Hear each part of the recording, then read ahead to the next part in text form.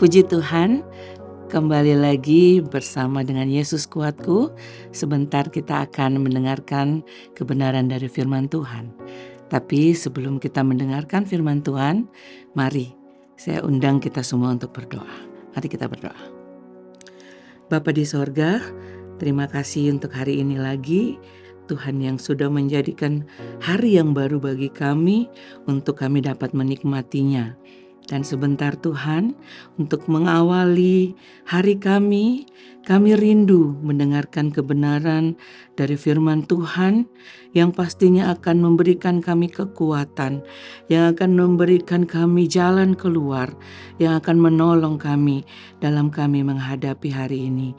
Terima kasih Bapa yang baik, kami bersyukur, kami berdoa, dan kami alaskan doa ini di dalam satu nama yang berkuasa, yaitu dalam nama Tuhan Yesus Kristus. Haleluya.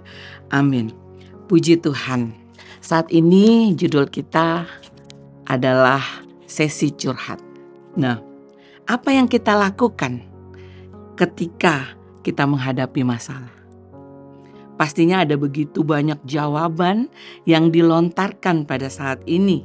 Dan mungkin dari semua jawaban itu ada satu atau berapa yang mengatakan curhat.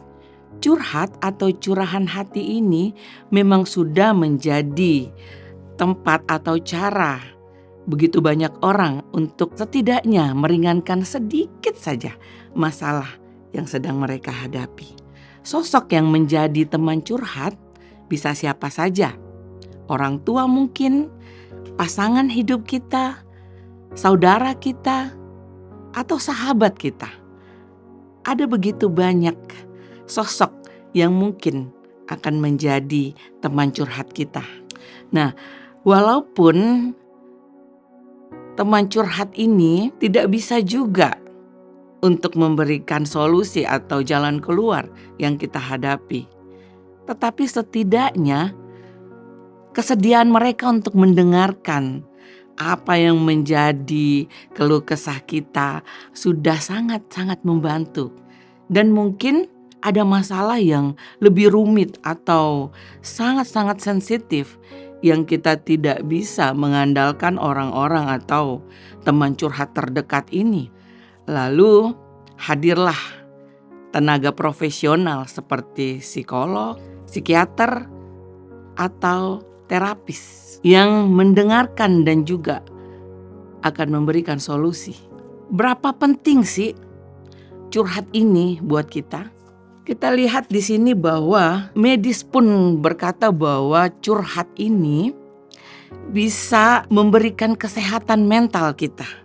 Kita mungkin sadar apa pentingnya curhat itu. Hanya mungkin kita belum mendapatkan teman curhat yang tepat dalam kehidupan kita untuk dapat menjadi orang yang kita percayai dalam kita menceritakan sesuatu yang mungkin sangat-sangat rahasia. Nah, kita lihat di dalam Perjanjian Lama cerita mengenai Hana dalam 1 Samuel pasal 1 ayat 15 sampai ayat yang ke-17. Tapi saya mau membacakannya dari ayat yang ke-14. Lalu kata Eli kepadanya, "Berapa lama lagi engkau berlaku sebagai orang mabuk? Lepaskanlah dirimu daripada mabukmu." Tetapi Hana menjawab, "Bukan tuanku, aku seorang perempuan yang sangat bersusah hati. Anggur ataupun minuman yang memabukkan tidak kuminum, melainkan aku mencurahkan isi hatiku di hadapan Tuhan.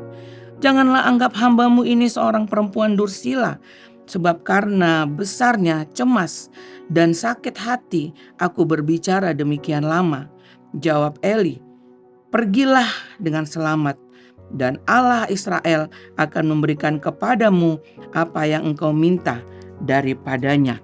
Kita melihat di sini dikatakan Hana sedang bersusah hati. Bagaimana tidak?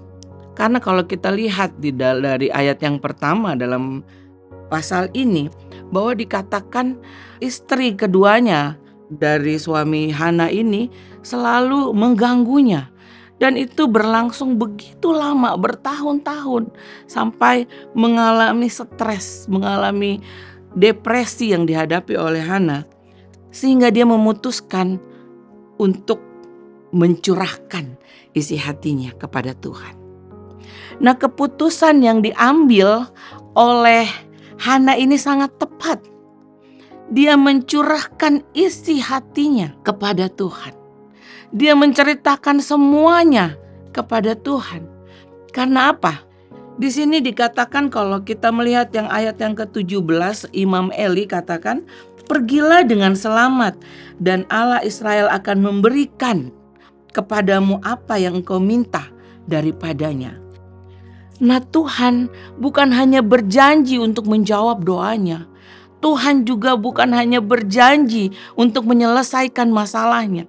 Tetapi Tuhan juga berjanji untuk menemani kita, bersama-sama dengan kita dalam kita menghadapi masalah-masalah yang kita hadapi.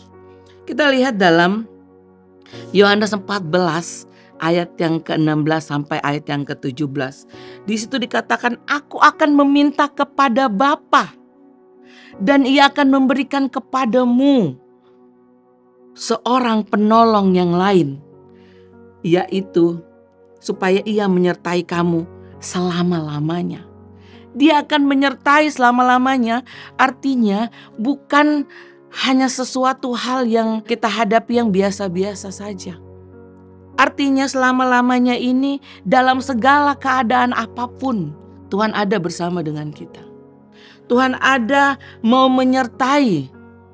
Dalam keadaan apapun Tuhan ada bersama-sama. Akan menyertai kamu, akan menyertai saya dan saudara, yaitu Roh kebenaran. Siapa itu Roh kebenaran? Roh kebenaran adalah Roh Allah sendiri. Dan Roh Allah sendiri itu yang dikirimkan untuk menolong kita. Itu sebabnya terima Roh itu dalam kehidupanmu.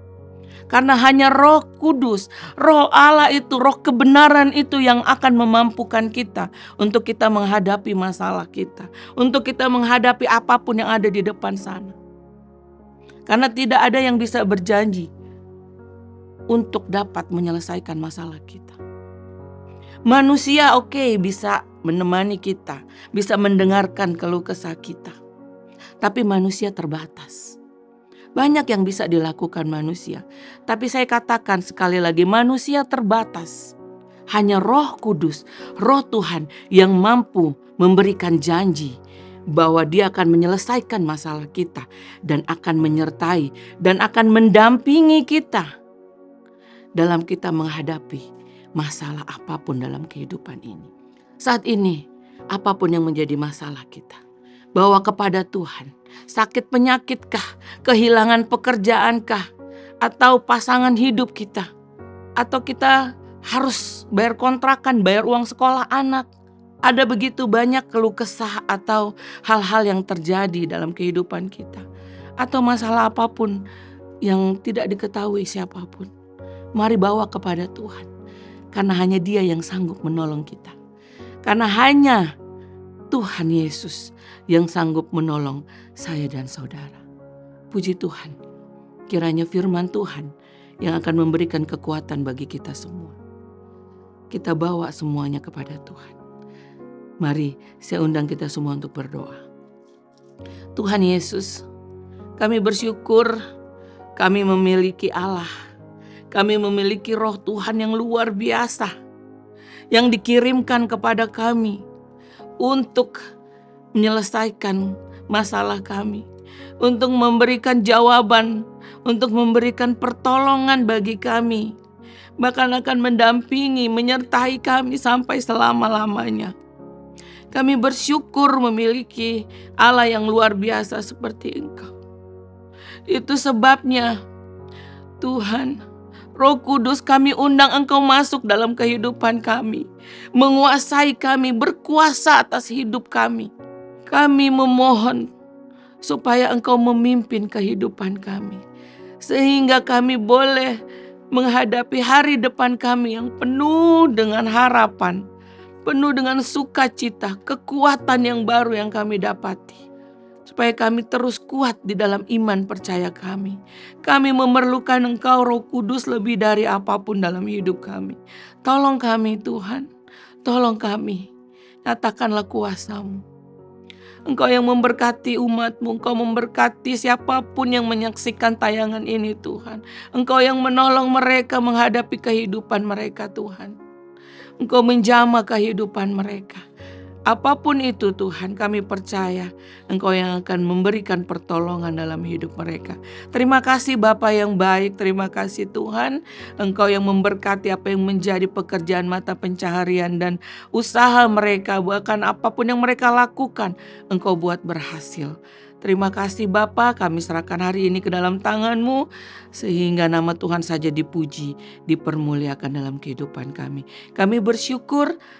Kami alaskan doa kami ini dalam satu nama yang berkuasa, yaitu dalam nama Tuhan Yesus Kristus. Haleluya. Amin. Puji Tuhan. Bersama Yesus aku kuat.